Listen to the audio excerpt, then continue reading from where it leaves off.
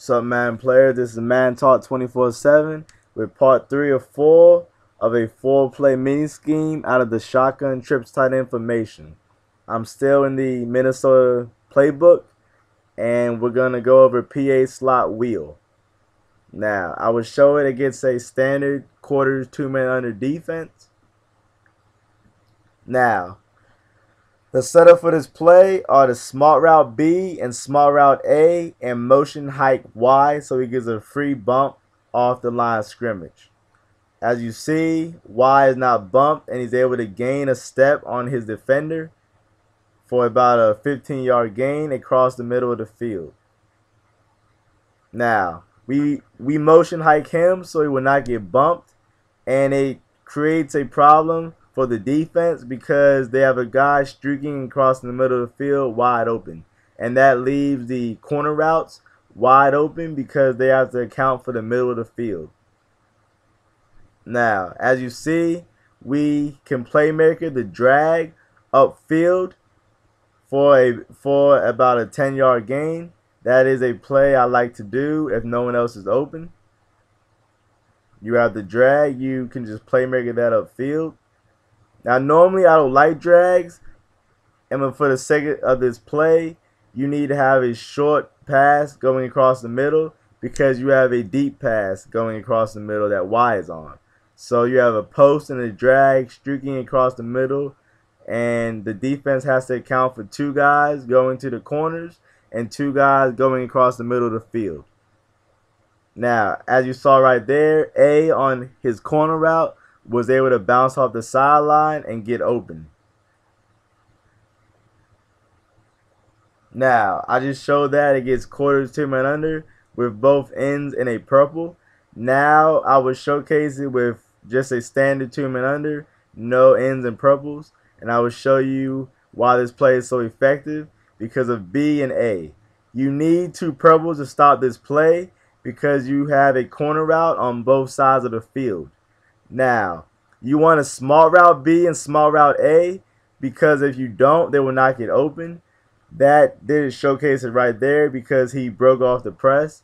But as you see right here, he gets pressed and cuts. He gets open because I smart routed B. Now, I will show you what happens when you do not smart route it. When you smart route it, he gets open. As you see, he cuts, and the cornerback on him cuts about 2 yards later, 2 seconds later, and he's easy wide open for completion. I did a smart route him right there, but he broke off the press, so I couldn't show you. Hopefully this time he actually gets pressed, and I can show you what happens when you do not smart route it. As you see right there, I did not smart route it, and it got picked off. He got no separation. The corner actually ran his route for him. That is why you want to smart route this play, because if you don't, as you see, he will not get open and you would likely throw a pick. So you really want to smart route both A's route and smart route B's route if you want this play to work. Now, right now, we will show this play against an all-out zone defense, both ends and purples to stop the corner routes, and we will see what gets open downfield.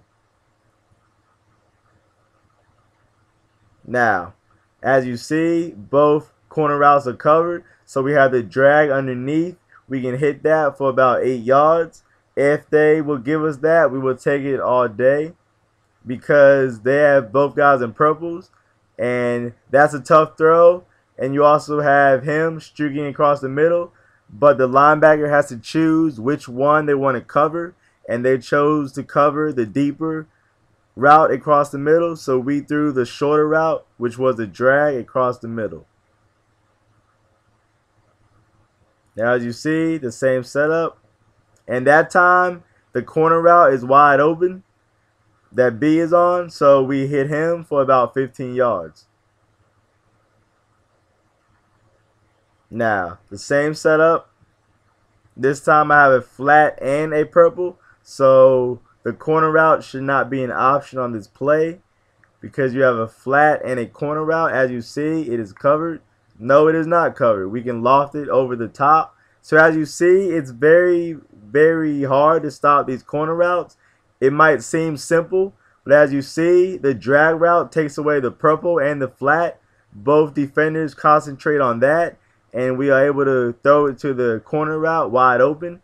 So they play it differently every time. Sometimes they get fooled by the drag route, sometimes they don't. It just depends, and you have to make a high-low read. Watch for the drag, and at the same time, watch for the corner. As you saw right there, B was completely covered, but Y was across the middle, wide open.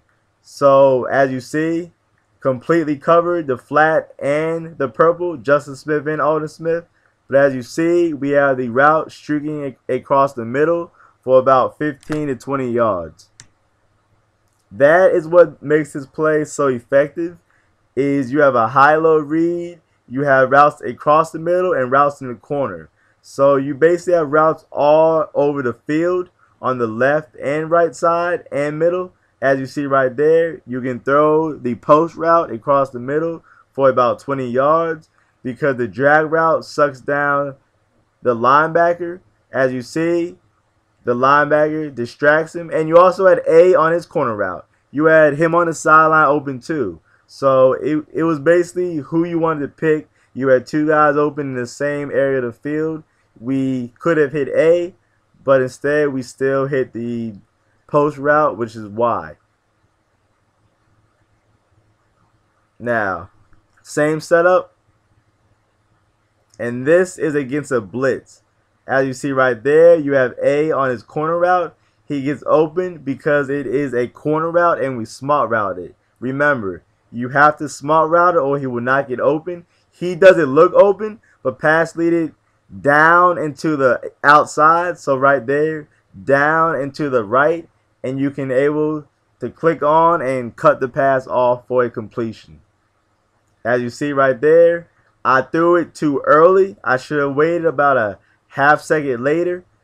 As you see, I threw it too early. I threw it right there. I should have waited for him. I should have waited until he got open, but I threw it about a half second too early. So you have to remember when to throw the pass and when not to. Right here, I waited long enough, was able to pass lead it down into the outside and cut it off for about 12 yards. Now, this play is very tough to guard, and remember to smart route it and make the right high-low read. Tune in for part 4, where I'll be wrapping this breakdown up. Thanks for watching.